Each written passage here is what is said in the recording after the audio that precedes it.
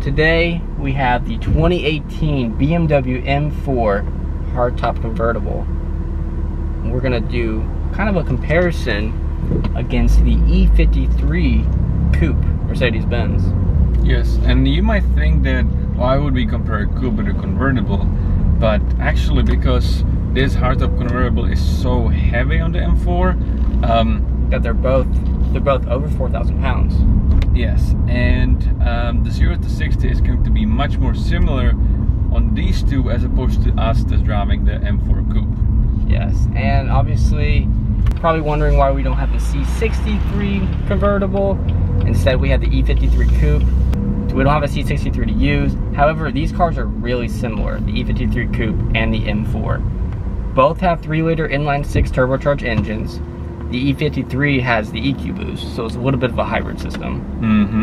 Both have around the same horsepower. This has 425, and the E53 has 429. I guess one of the main differences would be that this is, of course, a rear-wheel drive, yes, whereas the E53 is a 4MATIC, aka all-wheel drive. Another difference between the two cars, this has a 7-speed dual-clutch transmission, and the E53 Coupe has a 9-speed automatic transmission.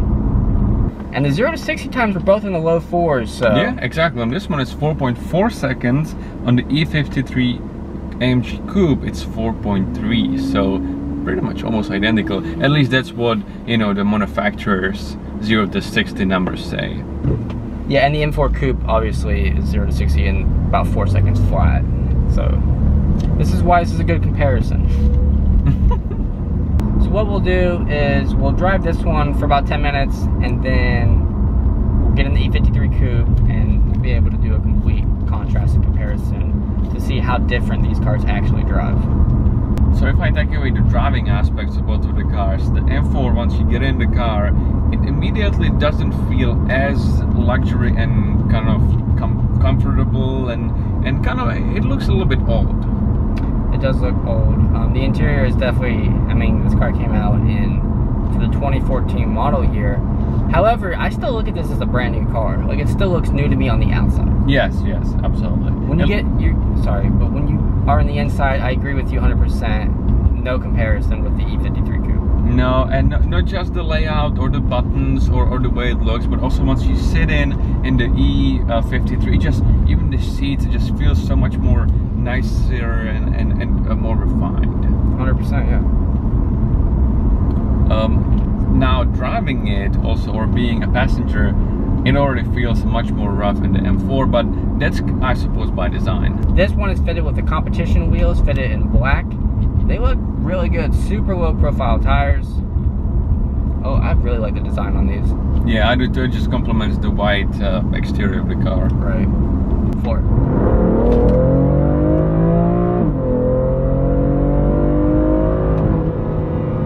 Yep, that kicked me in the back of my head.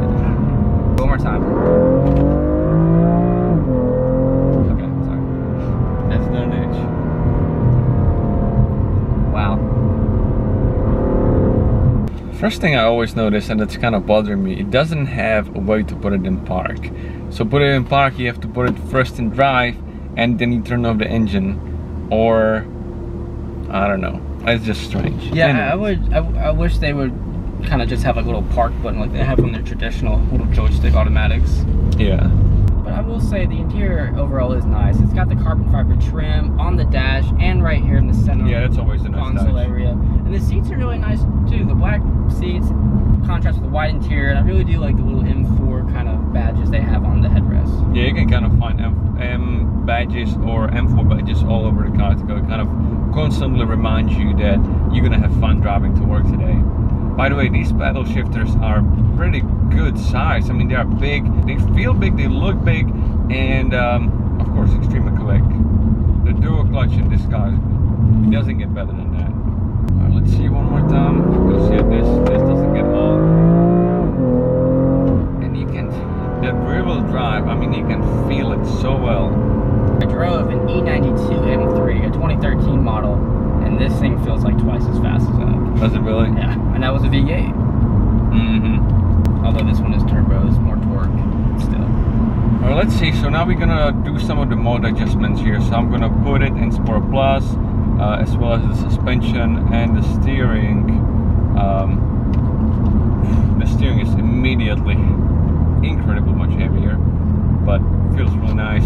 I will say I do really like these mirrors. I think it's cool how they have that little cutoff point at the top. Yeah, the mirrors looks really cool. It just makes it feel really sporty from the inside as well. Yeah. Obviously, you can't go wrong with BMW headlights. These angel eyes look amazing, and I think that they've gotten just better and better as time goes by. And I mean, for me, the M4 Coupe has been always one of the prettiest, sexiest cars on the road. When you get the convertible, the lines in the back, they don't look as kind of complete, so I would always prefer the look of the Coupe better. But needless to say, I mean, this is just a great looking car. Agreed. Yeah, and if you're gonna get an M4, you gotta get it in Austin yellow. I'm just saying. Yeah, Austin yellow, or you know, this polar white with the black wheels. I really like that too. One thing that you can get on the E53 is, of course, the option on the BMW having this in a manual, which makes the fun factor increase even so much more. But at the same time, you'll be going as quick as with this dual clutch. True, you'll be. The dual clutch is the fastest option. Right.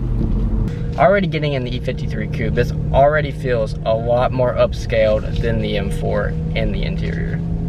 Yes. And I feel already so comfortable and relaxed and ready to go on a long journey. Yeah, the M4, don't get me, it was real sporty and fast, and the thing was about to like rip its tires off the car, but it was definitely really stiff.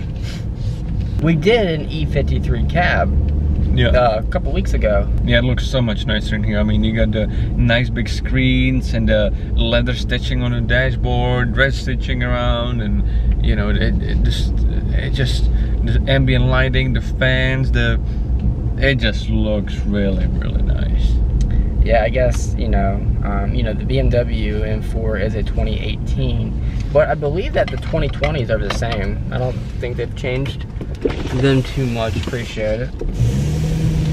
But yeah, I mean, it's night and day difference, and the BMW didn't look that bad. It's just the Mercedes looks so good.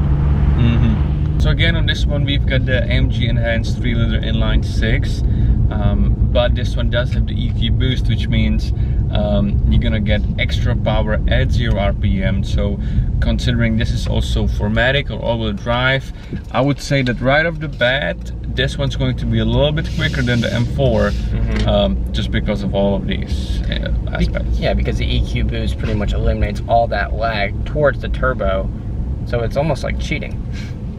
It's German cheating though, so cheating with a purpose. Probably better fuel economy on this one too as well. Similar engine to the BMW M4, 3-liter inline 6 turbocharged with an EQ boost, electrical hybrid system. So that is the difference, but 429 horsepower and 384 pound-feet of torque. Made it to that 9-speed AMG speed shift automatic transmission. Also, this one's got the performance exhaust, so you can activate by pressing on this button right here, which might make it sound a little bit more like the M4. So let me activate it just so we can hear it. All right, so we have it in Sport Plus, 429 horsepower, go.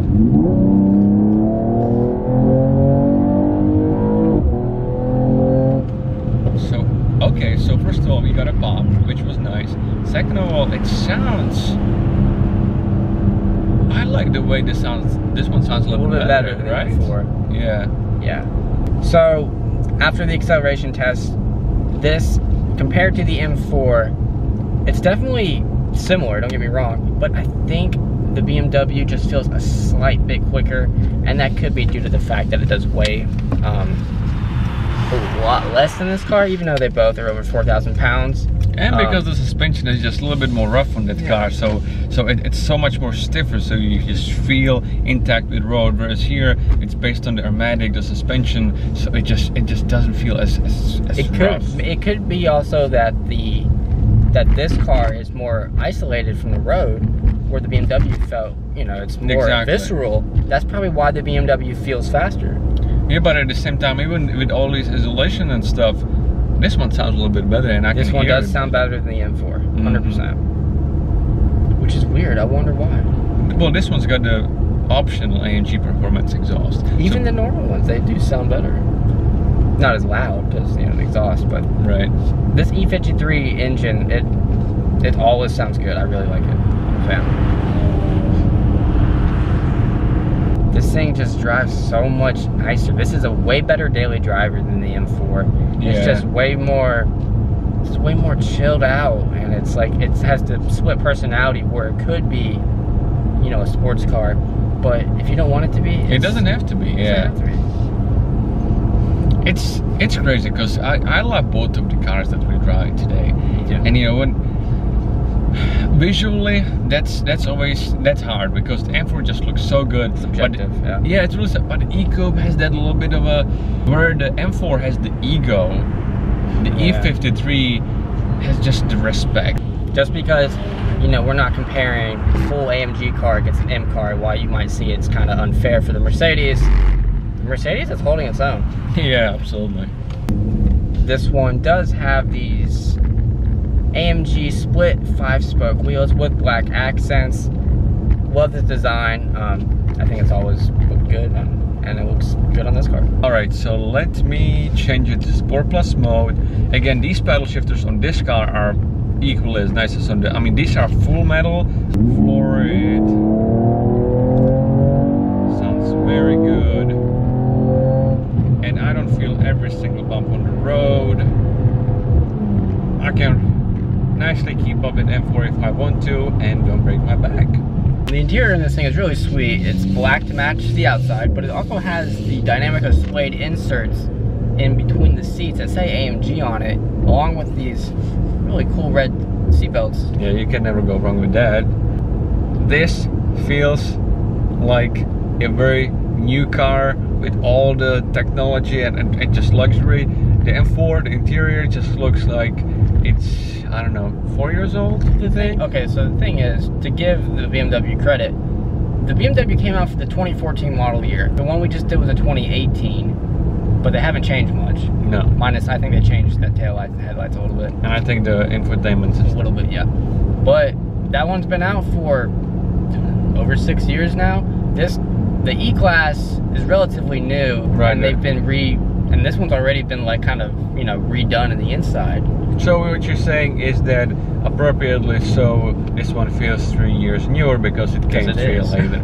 Yeah, but I do think the BMW on the outside definitely can hold its own against this one. As far as it looks. Yeah, it doesn't look old. It doesn't look old. No.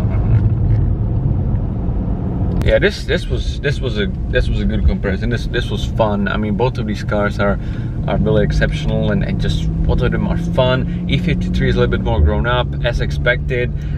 It feels more expensive too.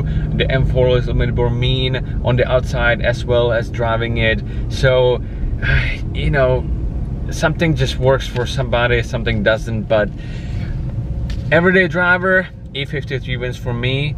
But taking a car for a track or just one-day fun, M4 would be dead. That's a good way to put it, because I mean, it does feel like a more grown-up car. Mm-hmm. And you know, at the end of the day, you're gonna pick whatever you want anyway. If you like BMW, you're probably gonna get the BMW. But it's crazy how similar these cars looked on paper as far as their engine, weight, you know, both two doors, and how different they actually drive. Yeah, honestly, that is a really good point. On paper, you would think it's going to be exactly the same thing, but when you drive it, it's kind of like night and day, right? It's completely different, which is cool, because if two cars felt really similar, they'll be boring. Exactly. So, yeah. Okay, well, thank you for watching our comparison of the BMW M4 and the E53 AMG Coupe. As of the shooting, both of these cars are actually available in the inventory of Mercedes-Benz of Athens. So please do check out my video description for my contact information, or if you simply want to find out more. If you guys like the video, browse our channel, watch our other videos and our reviews, and subscribe if you like them. Thanks. Take it easy. Peace.